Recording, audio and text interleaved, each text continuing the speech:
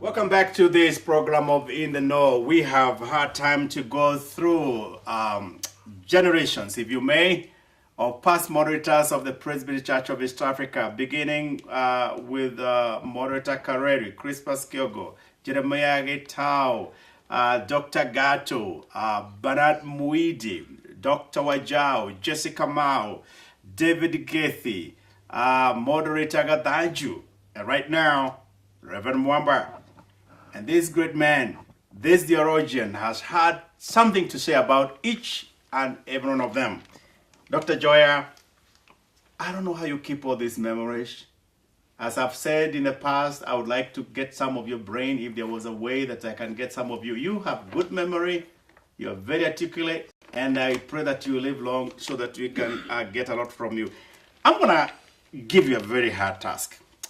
Beginning from Kareri, how would you describe in summary these moderators? If you use one word, fine. If you use two words, will be fine. Kareri. Bold, apostolic. Apostolic. Okay. Crispus Kiongo. Intelligent. Jeremiah Getao. Pastoral. The moderator. Yeah. Dr. John Gato. Executive genius. Wow. Executive genius. Yes. Bernard Muidi. Caught in the crossfire. Caught in the crossfire between what the transition. He came after Dr. Gato. Yeah, that's yes. The post-colonial era ended with the Gato. Okay. And that became, I think, post-colonial or something. Okay. Another different era. Yes. When the church had no reference to the colonial era. Okay. When the church was completely African. Okay. So I think he managed that transition. So what name would he run with? What is the description?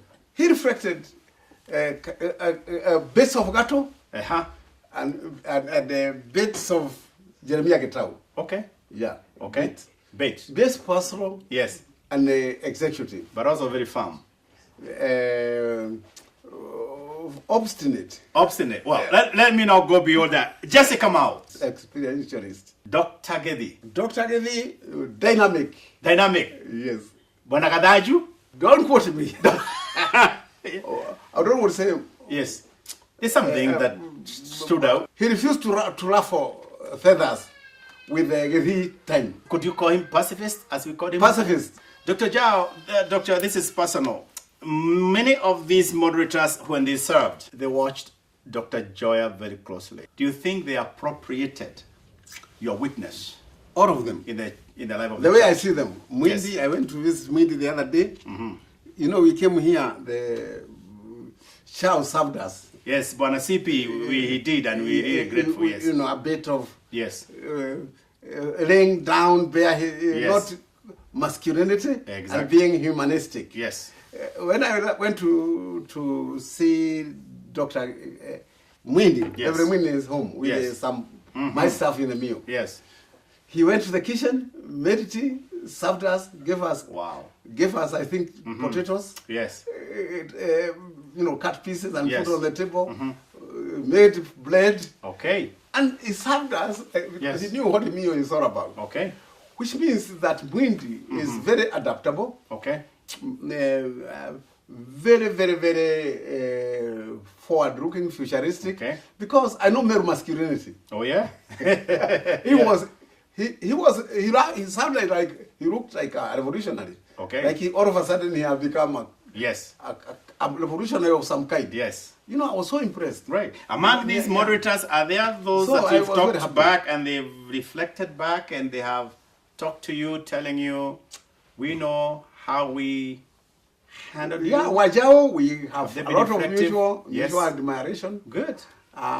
Again, he's very innovative. Yes. Adjustable. Right. He has reckoned with history. Okay, good. And I think now he knows that we are not only neighbors. Yes. We are colleagues. Right. And we are also brothers and sisters. And Bwanagato, I know you talked great things about him, and yet you are still my library and my museum and my archives. Yes. Even now. Yes. He's my working library. Yes, although one day you are talked about Gatogate and all those stuffs, which is part of your calling, because you're the prophet. I would say you are the prophet of the day, and you did what you had to do. No, you see, I remember, let me tell you. Yes. If you want to win Olympic, Yes. an Olympic game, Yes. you have to compete with a very strong home team. And you had one. And I had one. Yes. That was, he had done nothing. Only that I found that if I talk about Wajau, Yes. or Mwindi, or those others, Yeah, they don't have sympathy as underdogs. So you have to deal with a giant. I had to do with somebody Yes. who want to look like an underdog. Right. That I'm not being offensive. Was he aware of what you are doing? Was he kind of? He absorbed you. You didn't shake him, right? He was. We know each other very much. He knew that I was sizing him up because, for instance, he was the epitome. Yes. The embodiment of the PCA. So since it was PCA versus Joya, yes, I couldn't pick anyone smaller than him. Oh yeah, you got. So I couldn't reface Majawa and Kudia because I would have appeared rude. Right. They would have won all the sympathy from church members. Right. Right. But with the Gato, they watched. Yes. And I'm sure when they look back, they are all grateful to your service. Of course. With regard to, and then he took no offense. Oh yeah, of course. He was still the greatest member of the family. Yes. And I was member of the family. He used to sort out good for me. Yes. So what we did in the public is that a child of a leopard learns how to scratch by scratching the mother. Yes. So I was scratching Gato because it was my mother. Yes, a mother. There you go. That's a good. Yeah. Yeah, you see, you don't learn to. Every day, even a cat learns to scratch. Right. By scratching the mother. One thing I actually we can't add without telling you is that the fact that you're defrocked 3 times and you still stuck with the church, not many people can do that. You are an educated man. You're a PhD, you're very smart, you're intelligent, everybody knows that. The presidents know that. And yet, you stuck with the church, you are patient, you are reinstated.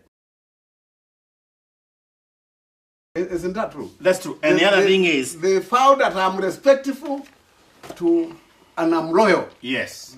To my church. Yeah. Calling and all that. My church. Yes. And that's what gives me my international status. Right.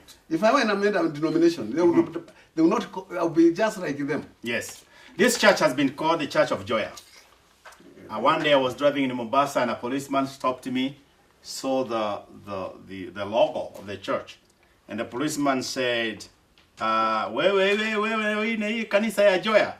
Because of your role in the church. And yet, some people have wondered, why has Dr. Jer never ever got elected as moderator of the General Assembly or the Secretary General? Is it true? No. There are prophets that cannot... I was elected in the General Assembly. As said of Mwaniki. I had more votes than Mwaniki. But as a Secretary General? Yes, you read the papers of that time. I will come my computer. I'll show you documents. Right. Cuttings. Yes. I can tell you now the presbyteries that elected me were the majority. Yes. I can count them by figures. Okay. But the question is that how we would have repeated the election to Mwaniki and I. Right. I was removed from the nomination list. The nomination list because they've discovered that they could be proscribed by Moi. Oh. So they said we are risking to lose our church. In retrospect, would you think they did the right thing? If I became a moderator or a general secretary, I say, maybe you not have been effective as you are.